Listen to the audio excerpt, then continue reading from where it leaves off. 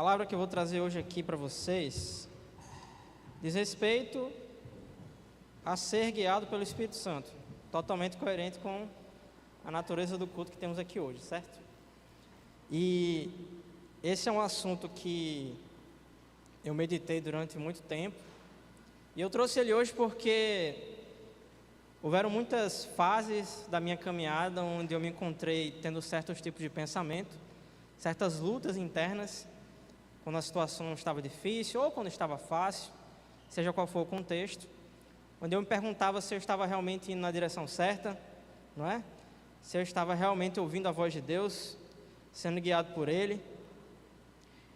E foi pensando nisso que eu trouxe essa palavra hoje. Então, o tema de hoje vai ser guiados pelo Espírito Santo, não é? Uma análise do agir do Espírito nas nossas vidas, no contexto da grande comissão. Vocês vão entender por que eu estou ligando essas duas coisas, né? Mas para começar a discutir sobre isso, eu gostaria que vocês abrissem em 1 Coríntios, no capítulo 9, no versículo 26. 1 Coríntios 9, 26.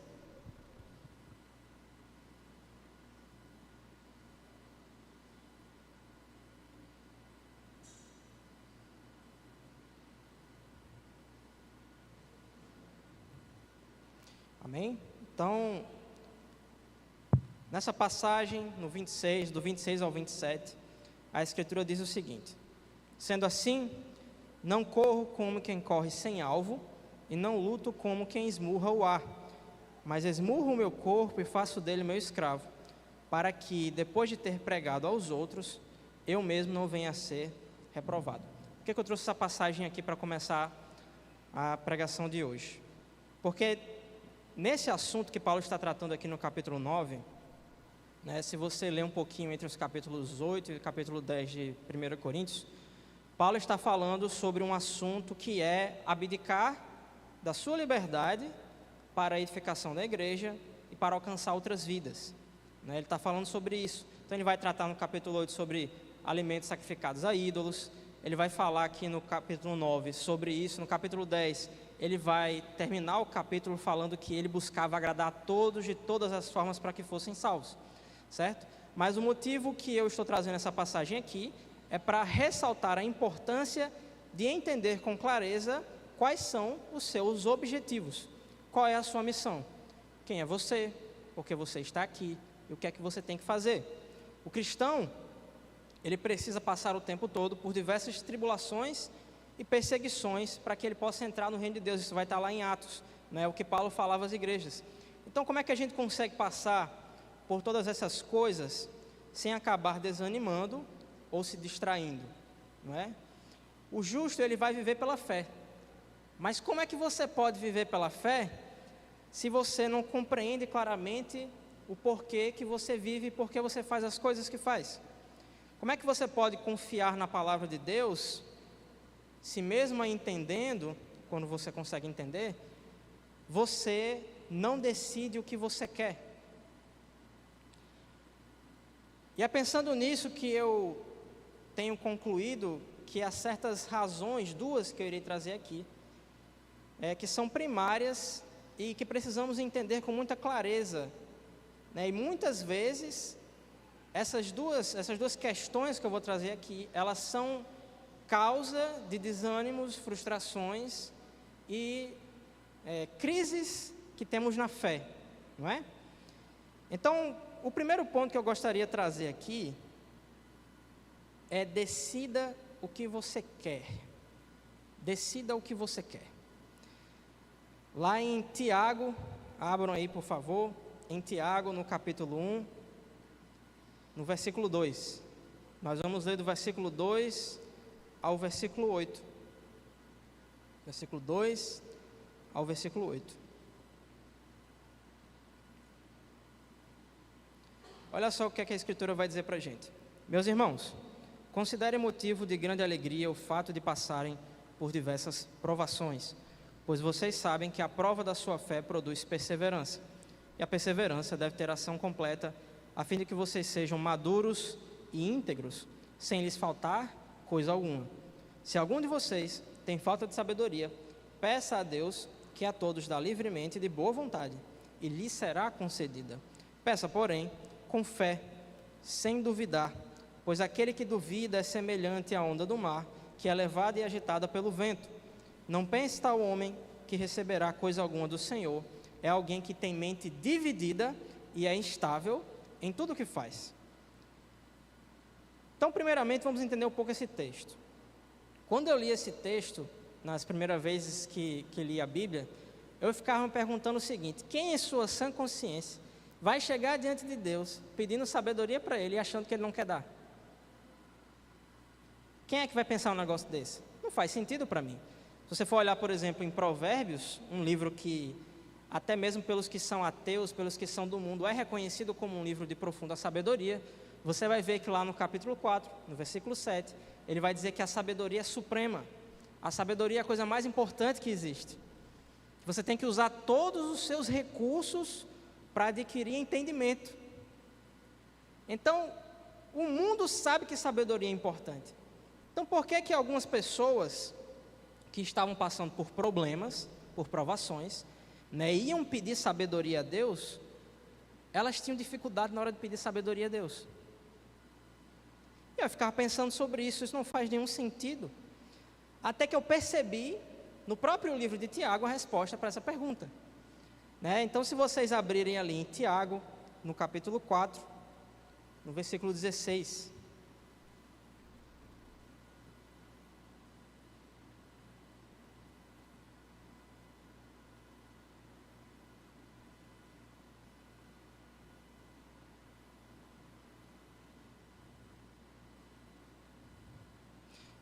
Perdão, meus irmãos, na verdade é no capítulo 3, tá? Abra aí no capítulo 3, no versículo 16.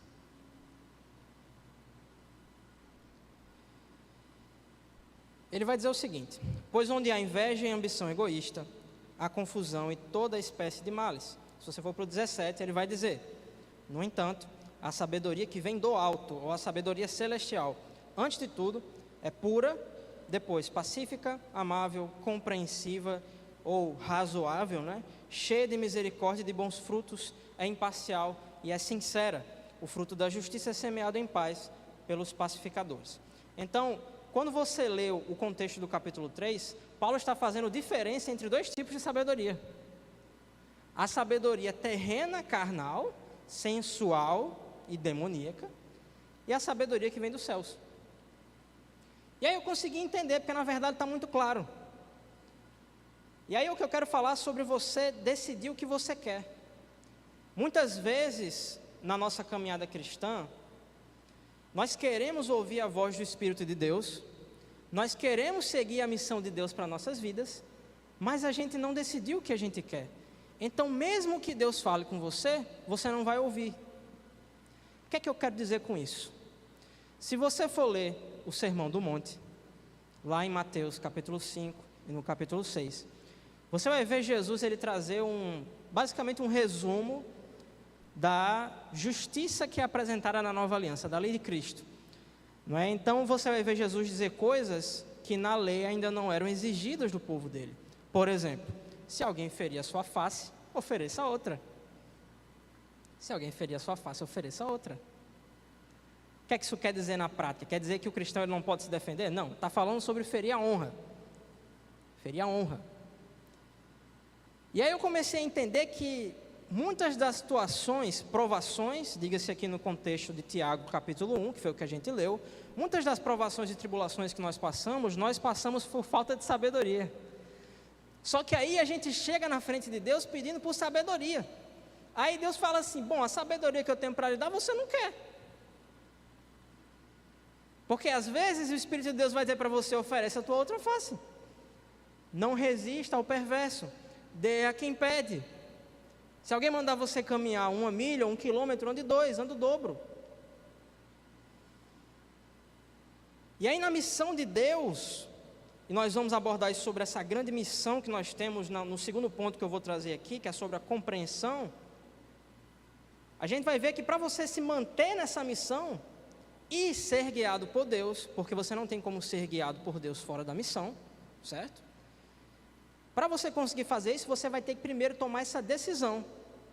Você quer realmente o senhorio de Jesus na sua vida, independente do que aconteça, ou não? É bem difícil, algumas vezes é difícil. Algumas vezes você vai ter que crucificar a sua vontade, você vai ter que abandonar os seus sonhos. Algumas vezes, diga-se muitas vezes, os seus sonhos não vão ser os sonhos de Deus. Isso não é uma coisa ruim, é uma questão de você decidir. Então essa instabilidade, ela é perigosíssima. Para que você consiga realmente produzir perseverança na sua vida, que Tiago está falando aqui, no capítulo 1, e essa perseverança te torne maduro, que na verdade é o mesmo que perfeito, completo, uma pessoa plena em Deus, e que não lhe falte coisa alguma da parte de Deus na sua vida, para que você realmente tenha tudo que Deus quer para você, você vai precisar primeiro decidir o que você quer. E aí você precisa entender que a sabedoria de Deus é oposta à sabedoria do mundo. Isso não vai ser atrativo muitas vezes para você. Amém? Então, o segundo ponto que eu gostaria de trazer aqui é sobre compreender os seus objetivos, compreensão de fato. Então nós falamos sobre instabilidade, não decidir o que quer. Quando você decide o que você quer, aí você precisa caminhar para o próximo passo, que é entender claramente o porquê das coisas. Então, muitas vezes, nós queremos que o Espírito Santo nos guie ou faça alguma coisa em nossa vida, mas nós não sabemos para onde nós estamos indo, nem por que estamos fazendo o que nós fazemos. Mesmo estando tão decidido sobre o que eu queria, muitas vezes, devido à minha correria do dia a dia, devido a problemas diversos que eu tenho na minha vida, seja no meio, digamos assim, entre aspas, secular, que não existe secular realmente para um cristão, mas para quem pensa assim, não é? Do jeito no âmbito secular, eu tinha problemas no emprego, ou às vezes até em questões ministeriais dentro da própria igreja, não é? E aí eu ficava pensando, onde é que está Deus? Eu queria ouvir a voz de Deus agora. Será que eu realmente estou indo na direção certa que Deus quer para mim? Por essa razão, através da Escritura, eu comecei a entender uma coisa que iria realmente me guiar pelo resto da minha vida. Às vezes, nós queremos que certas coisas aconteçam e que Deus lide conosco de determinada maneira, mas nós não estamos ouvindo da maneira que Deus deseja. Nós não estamos vivendo a nossa vida e nem planejando os nossos objetivos de acordo com a vontade de Deus. O mover do Espírito de Deus, o falar do Espírito Santo conosco, comigo e com vocês, ele se dá em um determinado contexto da Escritura, e nós precisamos entender esse contexto. E aqui eu gostaria de fazer primeiro uma observação. O modo como Deus ele fala conosco, ele é primariamente na Escritura. Então eu vou partir desse pressuposto para poder entrar no ponto de Deus falando de maneira específica com vocês. Mas o modo primário é a Escritura e sempre vai ser a Escritura. Então é na própria Escritura que eu vou ver exemplos onde Deus vai lidar comigo de maneira personalizada, de maneira específica na minha vida. E aí é vendo isso onde eu vou entender o contexto em que isso acontece. Esse viver sobrenatural do Espírito Santo de Deus, ele vai ser ordenado para a igreja no contexto da grande missão que Jesus tem para a igreja. E qual é a grande missão que Jesus deu à igreja? Mateus, capítulo 28, versículo 16. Nós vamos ler até o versículo 20. Então abra aí Mateus 28, 16.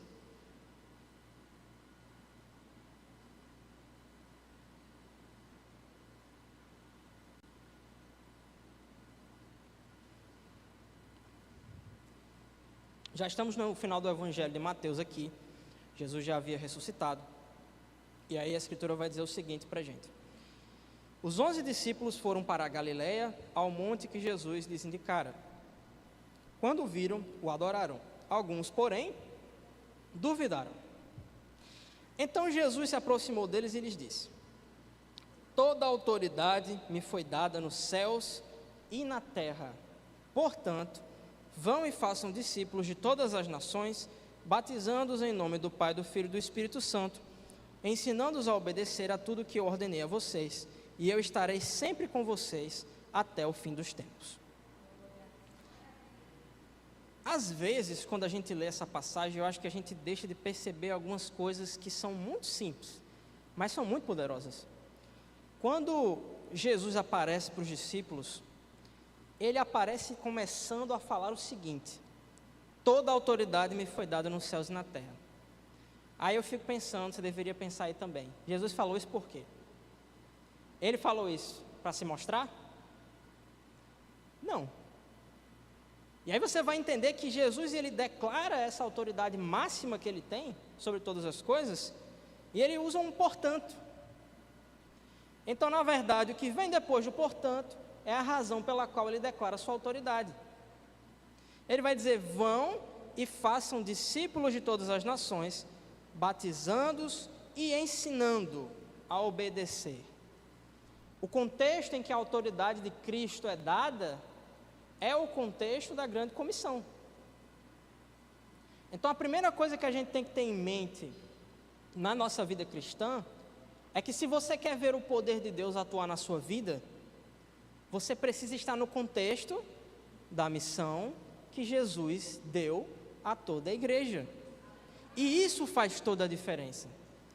Por que faz diferença? Às vezes, quando eu estava vindo para a igreja aqui, lá no início, eu ainda estava compreendendo muitas coisas, né? Às vezes eu vinha aqui no automático na igreja, eu estava frequentando o culto, basicamente, né? Estava esquentando o banco. E aí tinha vezes que eu me perguntava sobre isso.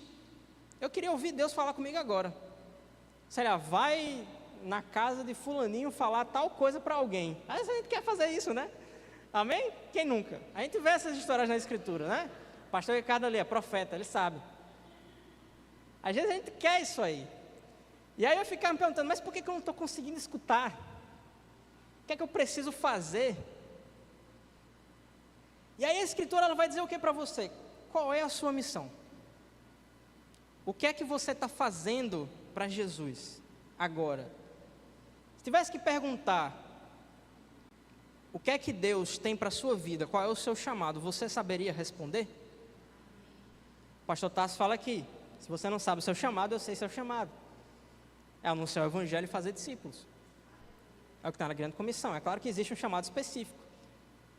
E aí vem a grande questão: para que você receba o chamado específico, primeiro você precisa abraçar o chamado primário. E aí eu comecei a perceber isso quando eu via os grandes moveres do Espírito, os direcionamentos específicos do Espírito, no maior exemplo de igreja que nós temos, que é o exemplo de Atos. E aí eu trouxe um texto em específico em Atos, que ele traz algumas características importantes sobre esse ser guiado por Deus. Está em Atos capítulo 16, versículo 6. Eu vou ler do 6 até o 15. E a gente vai fazer algumas considerações sobre o que a Bíblia está dizendo aqui para a gente. Olha o que a Escritura vai dizer. Paulo e os seus companheiros viajaram pela região da Frígia e da Galácia, tendo sido impedidos pelo Espírito Santo de pregar a palavra na província da Ásia. Quando chegaram à fronteira da Mísia, tentaram entrar na Bitínia, mas o Espírito de Jesus os impediu. Então contornaram a Mísia e desceram a Troade. Durante a noite, Paulo teve uma visão, na qual um homem da Macedônia estava em pé e lhe suplicava: passe a Macedônia e ajude-nos.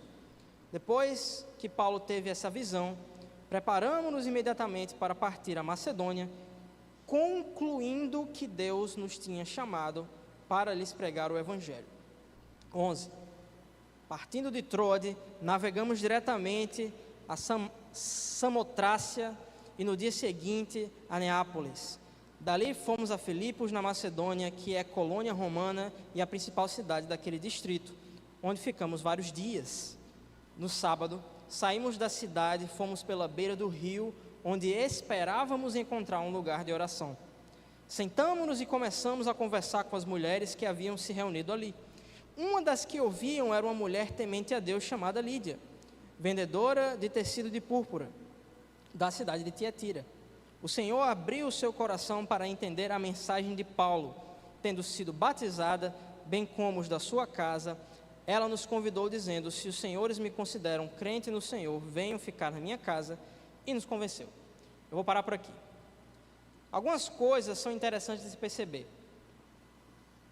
Muitas vezes eu queria que Deus falasse de maneira muito explícita exatamente o que eu deveria fazer, até mesmo no contexto ministerial, mas eu percebi que se você estiver nesse contexto da grande missão, você vai precisar ter em mente algumas coisas, e esse texto vai mostrar para nós. A primeira delas: no caminho da missão de anunciar o Evangelho e fazer discípulos, foi que Deus interveio de maneira muito específica na direção em que os apóstolos estavam indo pregar o Evangelho. Não foi em qualquer contexto, foi no contexto dessa missão, dedicação total a essa missão.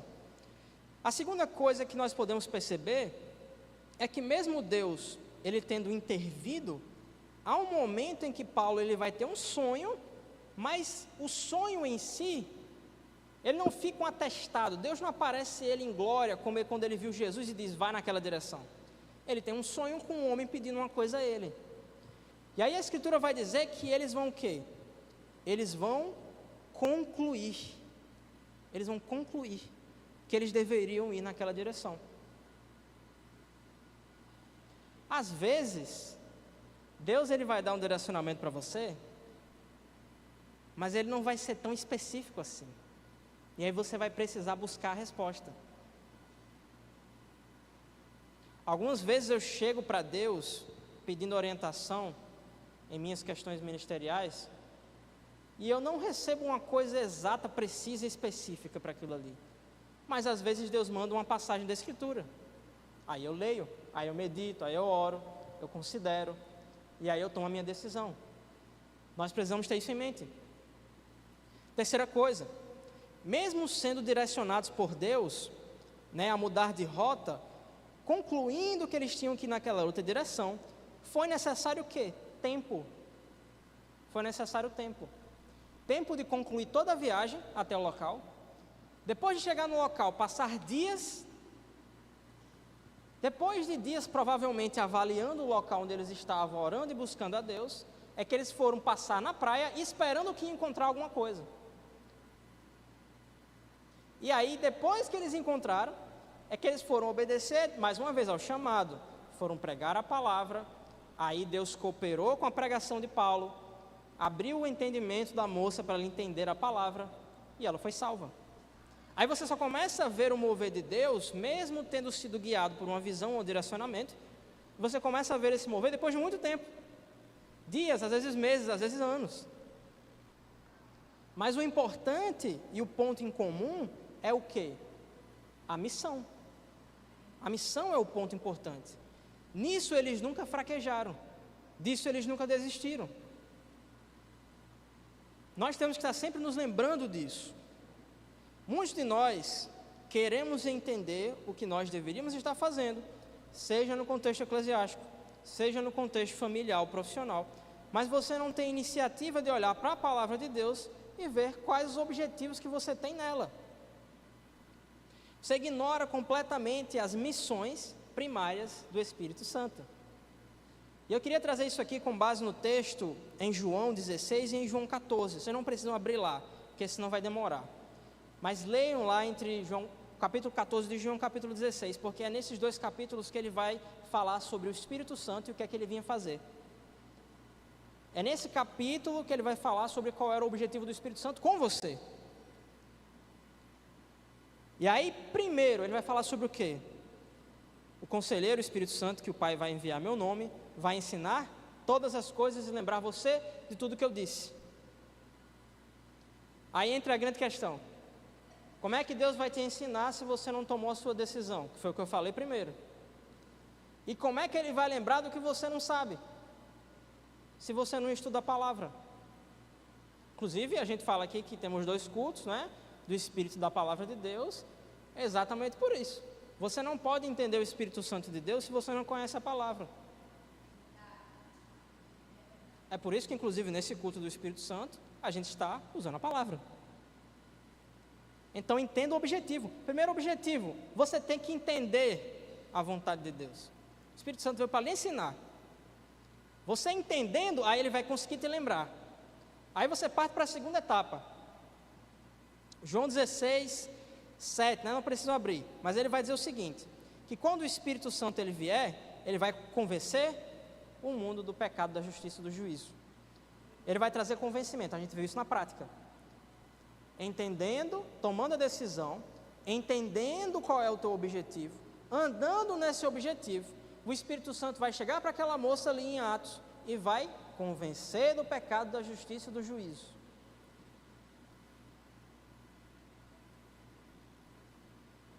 E aí só então, depois de falar dessas duas coisas sobre o Espírito Santo, é que Jesus vai falar sobre o quê?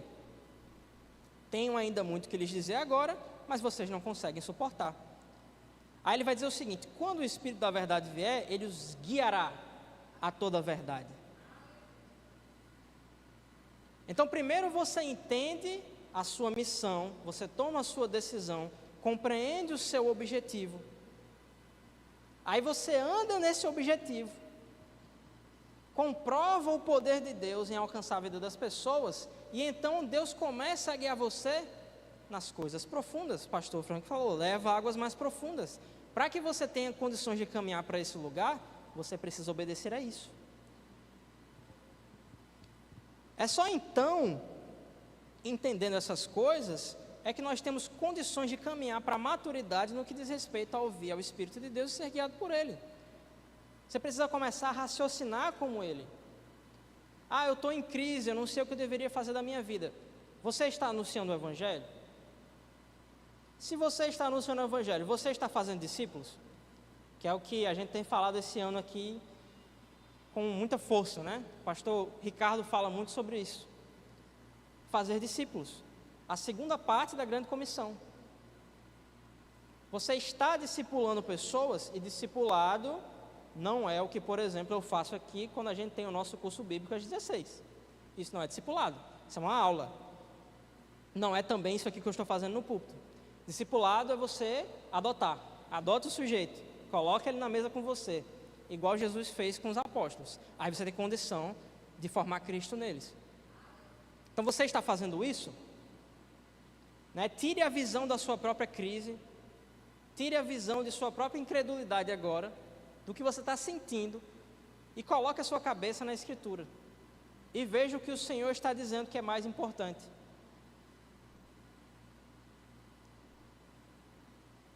Isso é tão sério, meus irmãos, que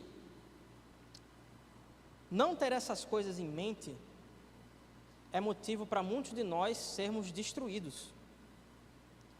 Se vocês puderem abrir em 2 Pedro, no capítulo 3, no versículo 14, olha só o que é que o apóstolo Pedro vai falar. 2 Pedro, capítulo 3, versículo 14. Portanto, amados, enquanto esperam estas coisas, e aqui ele está se referindo à volta de Jesus Cristo, ele vai dizer, empenhem-se para serem encontrados por Jesus Cristo em paz, imaculados e inculpáveis. Tenho em mente que a paciência do nosso Senhor significa salvação, como também o nosso amado irmão Paulo lhes escreveu, com a sabedoria que Deus lhe deu. Ele escreve da mesma forma em todas as suas cartas, falando nelas desses assuntos.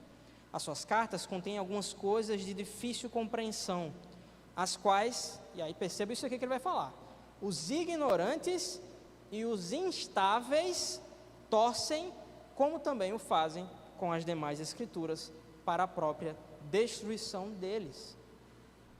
Ignorância e instabilidade. O que é instabilidade? É o que a gente viu em Tiago capítulo 1. Você é dominado pela sua carne, não decidiu o que quer. E ignorância. Você não tem compreensão clara do que é que Deus quer na palavra dele.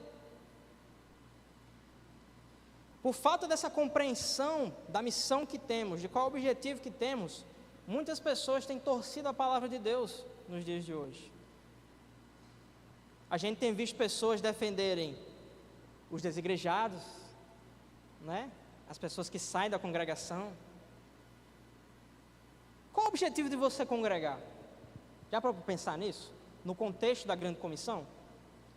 Quando você vai ler em Hebreus, não precisa abrir lá, certo? Mas ele vai falar, não deixemos de congregar segundo o costume de alguns, mas temos que nos manter, né, nos fortalecendo na fé, nos encorajando mutuamente, ainda mais quando vocês veem que se aproxima o dia. Quando você vai ler o contexto do capítulo de Hebreus, que fala sobre congregar, você vai ver que muito mais tem a ver com você sustentar a sua fé e sustentar a fé dos outros. E fé que eu falo aqui, certo? É a fé mais básica que existe, a fé no senhorio de Jesus, é a fé que traz a salvação de um indivíduo. E ele vai falar que muitos que deixam de congregar, inclusive, vão sair desse processo.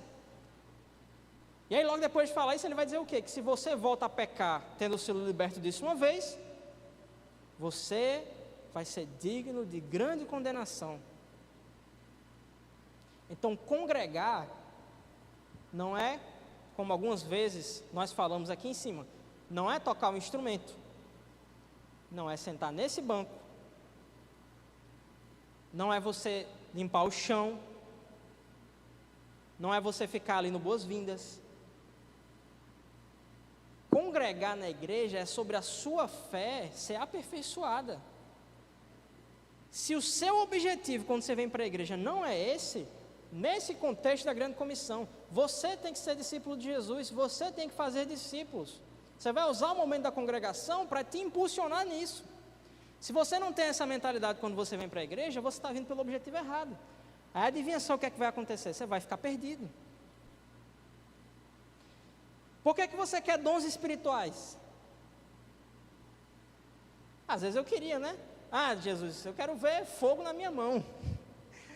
Por quê? Porque é legal. Não, meu irmão.